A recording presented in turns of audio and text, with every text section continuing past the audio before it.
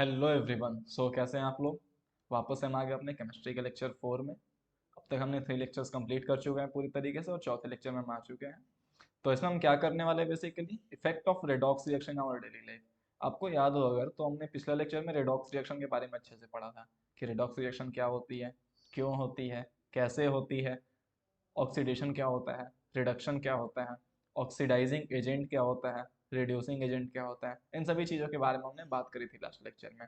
तो अब इस लेक्चर में हम बात करने वाले हैं कि आखिर रेडॉक्स रिएक्शन हमने पढ़ तो लिया, तो उसका क्या इफेक्ट आता है हमारे डेली लाइफ में। डेली लाइफ में आखिर कुछ तो यूज होगा उसका, सीधी सी बात है कि यूज तो है। अब क्या है चलो देखते हैं, बड़ी सिंपल भाषा में समझाऊंगा, टेंशन ना लो इस बात की, ठीक है। देखो फालतू की बातें दे रखी है। There are many effects of oxidation reaction observed in our daily life. Some of them are useful which while some have undesirable result. ठीक है, some of the common examples of oxidation reactions are observed as. एक आपका respiration माना जाता है जो कि oxidation reaction है। जी हाँ, रेस्पिरेशन आपका ऑक्सीडेशन रिएक्शन है। दूसरी चीज combustion of burning of anything, क्योंकि वहां पे देखो ऑक्सीजन से रिएक्शन हो रही होती है। रेस्पिरेशन में आप क्या करते हो, ऑक्सीजन को इनहेल करते हो। इनहेल करने से क्या होता है, आपका पूरा डाइजेशन होता है। ठीक है। और उसी तरह आप देखो कंबशन रिएक्शन में क्या होता है, आप वहां भी ऑक्सीजन की रिक्वायरमेंट होती है ताकि कोई फ्यूल बर्न हो सके। तो ये दोनों तो ऑक्सीडेशन के एग्जाम्पल हैं। और अगर डेली लाइफ में अच्छे एग्जाम्पल देखें तो सबसे most of the important example है कोरोजन। कोरोजन क्या होता है, कोरोजन में क्या होता है, कोई एक मेटालिक एलिमेंट है आपका, वो मेटल किसी रीजन से आपका बिल्कुल कोरोड होने लगता है, वो उसमें जंग लगने लगती है। That process is known as corrosion. ठीक है। Corrosion is the slow process in which the surface of metallic objects are coated with oxide. उस पे ऑक्साइड, हाइड्रोक्साइड या कार्बोनेट या सल्फाइड की लेयर बनने लगती है। इन लेयर के बनने की वजह से क्या होता है कि उसका डिस्ट्रक्शन होने लगता है उस मेटल का। It leads to destruction of metal by chemical और electrochemical reaction with the environment. ठीक है, thus corrosion may be defined as the slow degradation of metal surface by the action of air. Note this words, corrosion may be defined as slow degradation of metal surface by the action of air, moisture or a chemical on their surface.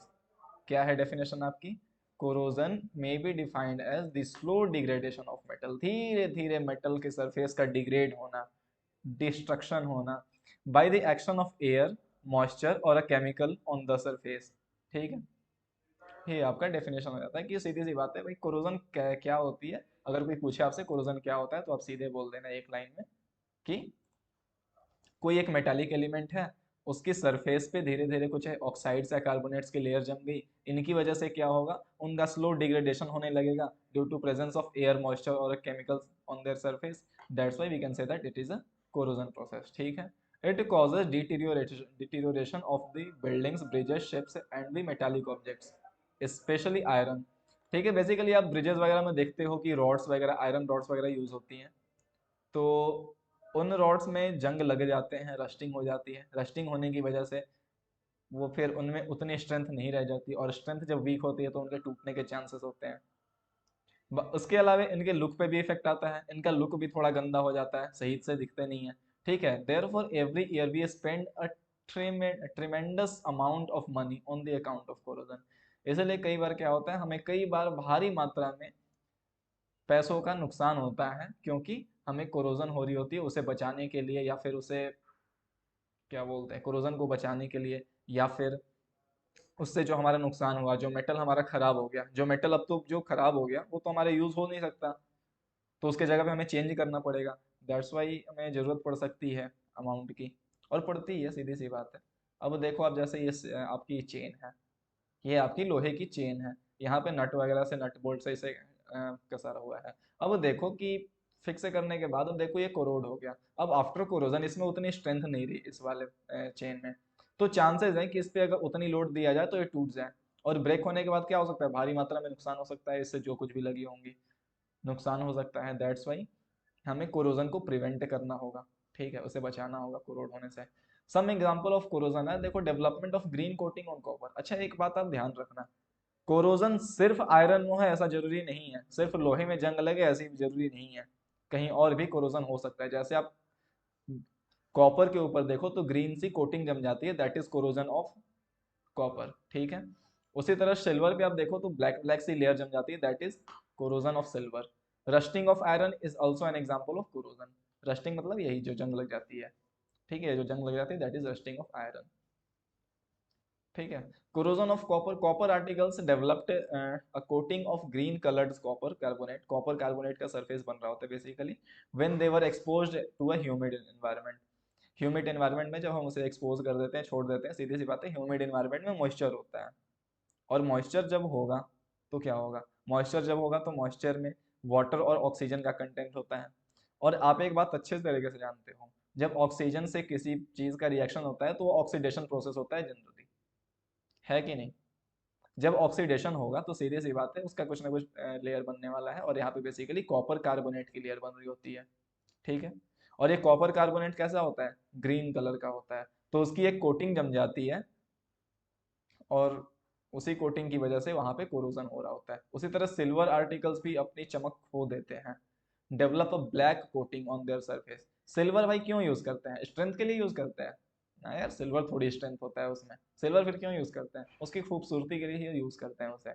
और उस वो अपनी चमक ही खो दे, अगर silver अपनी चमक ही खो दे, जिस चीज के लिए वो फेमस है वही चीज वो खो दे, फिर उसका क्या वैल्यू रह जाएगा मार्केट में, है कि नहीं। सिल्वर की हम क्या करते हैं, ज्वेलरी वगैरह बनाते हैं, ज्वेलरी वगैरह बनाते हैं या कॉइन्स वगैरह लेते हैं, क्यों लेते हैं, क्योंकि खूबसूरत दिखने में होती हैं। और अगर उसकी खूबसूरती पे ही इफेक्ट आ जाए, आप किसी चीज को, आप समझो कि मार्केट से किसी चीज को खरीद रहे हो, और जिस चीज या जो सोच कर खरीद रहे हो वो वही काम ना कर पाए, फिर आप क्यों खरीदोगे मार्केट से, है कि नहीं। तो कोरोजन ऑफ सिल्वर हो रहा होता है, जिससे उसकी कलर ब्लैक हो जाती है, उसका लस्टर खराब हो जाता है, उसका जो चमक होती है ना उसकी चमक खराब हो जाती है। तो चमक जब खत्म हो जाए तो फिर कोई मतलब नहीं है, तो इसलिए ये नुकसानदायक है। आप देख सकते हो जैसे एक कॉपर की पाइप है हमारे पास, इसके ऊपर हमारी ग्रीन कलर की लेयर जम गई, ये लेयर कौन सी है, ये कॉपर कार्बोनेट की लेयर है, ठीक है। ये कॉपर कार्बोनेट की लेयर है, ये आपकी कॉपर पाइप है। तो यहाँ देखो कॉपर में भी रस्टिंग हो रही है, सॉरी कोरोजन हो रहा है, रस्टिंग में सिर्फ आयरन में होती है। अच्छा, this is corrosion of copper. उसी तरह देखो ये सिल्वर के बहुत अच्छे अच्छे क्वाइंस हुए करते थे अपने टाइम पे, पर बहुत दिनों तक ह्यूमिडिटी की प्रेजेंस की वजह से, मॉइस्चर की प्रेजेंस की वजह से इनमें क्या हो गया, कोरोजन हो गया। कोरोजन होने की वजह से देखो कितने गंदे दिख रहे हैं कॉइन्स, ठीक है। अच्छा, कोरोजन ऑफ आयरन देख लो भाई, पता ही है corrosion of iron. Iron article develop a coating of a reddish brown flaky powder when left open in moist air for a long time. सीधी सी बात है, जब आप आयरन को लंबे समय तक एनवायरनमेंट में रख दो, मॉइस्चर वाले एनवायरनमेंट में, ह्यूमिड एनवायरनमेंट में, तो क्या होता है उस पर रेडिश ब्राउन कलर की एक लेयर बन जाती है, and that layer is ferric oxide known as, जिसे हम रस्ट बोलते हैं, and this phenomenon is known as rusting of iron, ठीक है।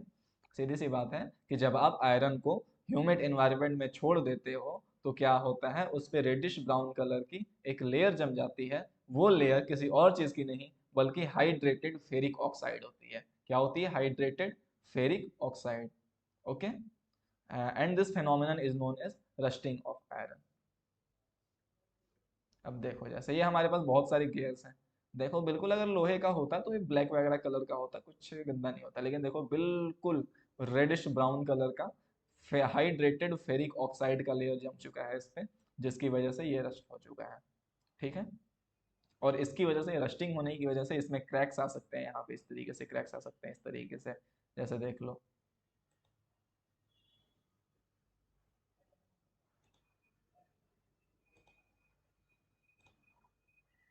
इस तरीके से, यहाँ पे क्रैक आ सकते हैं, यहाँ पे देखो, क्योंकि यहाँ पे ना स्ट्रेंथ पड़ रहा है, यहाँ पे ना लोड पड़ रहा है, बेसिकली लोड पड़ रहा है यहाँ पे इस पे, तो लोड पड़ने की वजह से यहाँ पे क्रैक आने के चांसेस है, यहाँ से टूट सकती है चीज़ें, ठीक है। उसी तरह ये भी टूट सकता है, जब ये कांटेक्ट में आएगा इस तरीके से यहाँ से टूट सकते हैं। और जब ये चीज़ें टूट गई तो समझो फिर तो हमारा नुकसान होना है ना भाई, नुकसान तो होगा ही, जिस चीज़ के लिए हमने खरीदा था वही काम नहीं कर पाया ये ढंग से, तो वही बात है, ठीक है। अब एक बहुत फेमस एग्जांपल है, अभी तक आपने क्या देखा, कोरोजन। कोरोजन क्या था, हमारा एप्लीकेशन था रेडॉक्स रिएक्शन का। बेसिकली क्या था, ये रेडॉक्स रिएक्शन का ही एग्जांपल था कोरोजन। कोरोजन हमने डिफरेंट टाइप्स देखे कि कॉपर के साथ कोरोजन हो सकता है, सिल्वर के साथ हो सकता है, और आयरन के साथ भी हो सकता है। अब हम एक बहुत इंपॉर्टेंट पार्ट देखने वाले हैं, दैट इज रेंसिडिटी। क्या आप लोग इमेजिन कर सकते हो क्या होती है रेंसिडिटी, एक बार सोचो जरा। आप सबको पता है, पर आपको ये नहीं पता कि उसे रेंसिडिटी कहते हैं। देखो, एक्चुअली हमने देखा है गर्मियों में कई बार हम खाने को, कोई भी फूड आइटम्स को बहुत देर तक छोड़ देते हैं ऐसे ही, तो क्या होता है उसमें दुर्गंध आ जाती है। दुर्गंध बोलने का मतलब वो उसकी अलग से स्मेल आ जाती है, वो खराब हो जाता है, वो खाने लायक नहीं रहता, उसमें एक अलग सा ऑर्डर आ जाता है। That process is known as rancidity.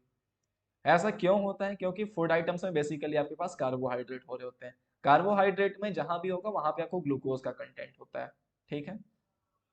और वो किससे रिएक्ट कर लेता है? एनवायरनमेंट के ऑक्सीजन से रिएक्ट कर लेता है।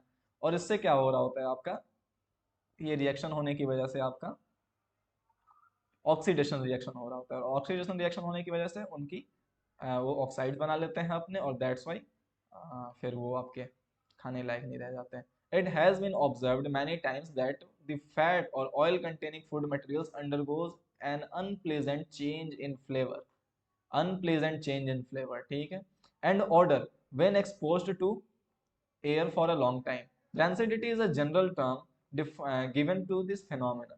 एक्चुअली क्या है ना, वही बात है, आप फैटी ऑयल वगैरह चीजें, ऑयल वगैरह की चीजें जहाँ पे आती है वहाँ पे कार्बोहाइड्रेट वगैरह हो रहा होता है। Carbohydrate means glucose, okay. तो वही हो रहा होता है आपका कि फैटी एसिड, सॉरी, फैट या ऑयल कंटेनिंग फूड मटेरियल जो हो रहे होते हैं उनमें उनके फ्लेवर में चेंज हो जाता है, उनकी ऑर्डर चेंज हो जाती है, स्मेल अलग अजीब सी करने लगते हैं, वो खाने लायक नहीं रह जाते हैं, ठीक है। कब होता है ऐसा? जब उन्हें बहुत देर तक एयर के कांटेक्ट में रख दिया जाता है। This process is known as phenomena, this process is known as rancidity. अच्छा, rancidity is the aerial oxidation of fat और oil containing food materials indicated by unpleasant smell and taste, okay. Rancidity is the aerial oxidation of fat या oil containing food materials indicated by unpleasant smell and taste। सीधी सी बात है, आपकी fat और oil containing जो food materials होते हैं उन्हें अगर आप एयर के प्रेजेंस में छोड़ दो तो वो एरियल ऑक्सीडेशन हो जाता है उनका, and due to this their smell will be unpleasant and taste will also be changes. That's why this process is known as rancidity. It is an undesirable phenomenon that causes the spoilage of food and makes it unsafe for consumption. सीधी सी बात है, अगर ऐसा हो रहा है तो सीधी सी बात है आपका फूड खराब हो रहा है, टेस्ट में भी खराब हो रहा है, स्मेल में भी खराब हो रहा है, और कंपोनेंट वाइज भी खराब हो रहा है। अंदर से जो उसकी चीजें हैं, जो ग्लूकोज है वो ग्लूकोज अब रहा नहीं, वो कार्बोहाइड्रेट नहीं रहा, वो किसी और चीज में चेंज हो गया। तो हमें जिस चीज को इनटेक करना था हमने वो चीज तो इनटेक नहीं करी, हमने किसी और चीज को इनटेक करा जो कि हमारे लिए प्रॉब्लम कॉज कर सकती है। तो इसकी वजह से क्या होता है, आपका फूड भी स्पॉइल होता है, बेकार होता है फूड, और साथ साथ में अगर हम उसे कंज्यूम करते हैं तो कंज्यूम करने पर भी हम अनसेफ फील करेंगे, मे बी हम बीमार पड़ सकते हैं, ऐसा हो सकता है। इसलिए कभी भी ऐसा लगे कि खाना खाने लायक नहीं है तो उसे नहीं खाना चाहिए, ओके। अच्छा, जैसे देखो आप, ये आपका सैंडविच है या ब्रेड है, जो भी आपका ये ब्रेड है, देखो इसके ऊपर इस तरीके की लेयर जम गई है, that is due to rancidity. ऐसा क्यों हुआ? क्योंकि हमने इसे बहुत टाइम तक एयर में एक्सपोज करके छोड़ दिया कि हाँ भाई चलो ठीक है, आराम से तुम हवे खाओ, हवे खाओ, तो फिर इसने अच्छे से खा लिया हवा, ठीक है। अच्छा, प्रिवेंशन टू रेंसिडिटी, रेंसिडिटी से कैसे प्रिवेंट कर सकते हैं? हम क्या कर सकते हैं? एंटीऑक्सीडेंट्स चीजों को यूज कर सकते हैं। फिर क्या कर सकते हैं? Packing in nitrogen. क्या कर, देखो एंटीऑक्सीडेंट, देखो रेंसिडिटी हो क्यों रहा है बेसिकली, ये जो फूड मटेरियल है इसने एयर के ऑक्सीजन से रिएक्ट कर लिया, तो हम कुछ ऐसा करें कि इसका ऑक्सीडेशन ही ना हो, तो क्या हम इसे बचा सकते हैं ना? तो इसलिए हम क्या करते हैं? एंटीऑक्सीडेंट्स वगैरह का यूज करते हैं, जैसे कि BHA BHT वगैरह का हम यूज कर रहे होते हैं चीजों का। Packing in nitrogen, nitrogen is also an antioxidant material, okay. Nitrogen is also an antioxidant material, that's why आपने देखा होगा कि चिप्स के पैकेट वगैरह में नाइट्रोजन वगैरह को हम फिल कर रहे होते हैं, ताकि वो क्या करे, ऑक्सीजन से रिएक्शन को प्रिवेंट कर सके, वो बचा सके। In some packed food stuff such as potato chips, the plastic bags are filled with unreactive gas nitrogen so that no air or oxygen is available to bring about the oxidation of food and make it rancid। वही बोल रहे हैं कि unreactive gas nitrogen, nitrogen is basically unreactive gas, ठीक है। Nitrogen जो होता है ज्यादा रिएक्शन नहीं करता इधर उधर, और खास करके वो अगर रिएक्शन करे भी तो वो ऑक्सीडेशन तो नहीं करेगा नाइट्रोजन, सीधी सी बात है। और जब ऑक्सीडेशन ना हो तो कोई इशू नहीं होने वाला है हमारे खाने का, ठीक है। अच्छा, थर्ड है storing the food at low temperature also retards rancidity. Actually एक चीज होती है कैटलिस्ट, जब आप टेम्परेचर को हाई करते हो ना तो रिएक्शन ज्यादा तेजी से हो रही होती है। ये एक बात ध्यान रखना, जब आप टेम्परेचर को हाई करते हो तो रिएक्शन ज्यादा तेजी से परफॉर्म हो रही होती है। तो हम ऐसा कर सकते हैं कि टेम्परेचर को ही लो कर दें। अगर टेम्परेचर को हमने लो कर दिया तो सीधी सी बात है रिएक्शन धीरे धीरे होगी, और रिएक्शन अगर धीरे धीरे होगी तो जल्दी फूड खराब नहीं होगा, क्योंकि अगर रिएक्शन धीरे धीरे हो रही है तो इसका मतलब ऑक्सीडेशन भी धीरे धीरे हो रहा है। अगर ऑक्सीडेशन धीरे धीरे हो रहा है इसका मतलब तो यही है ना कि फूड हमारा धीरे धीरे खराब हो रहा है, मतलब ज्यादा टाइम तक टिक सकता है। ऐसा नहीं कि हम इसे कंप्लीटली रोक सकते हैं, पर ऐसा है कि कुछ ज्यादा समय तक हम रोक सकते हैं। जो हमारा फूड आइटम 8 घंटे टिक रहा था उसे हम 15 से 20 घंटे तक टिकने के लिए रेडी कर सकते हैं। और इसे हम क्यों करते हैं, ऐसा कैसे कर सकते हैं हम? टेम्परेचर को भी कैसे रिड्यूस कर सकते हो? सीधी सी बात है, रेफ्रिजरेटर घर में देखा होगा ना, इसीलिए तो यूज करते हैं रेफ्रिजरेटर।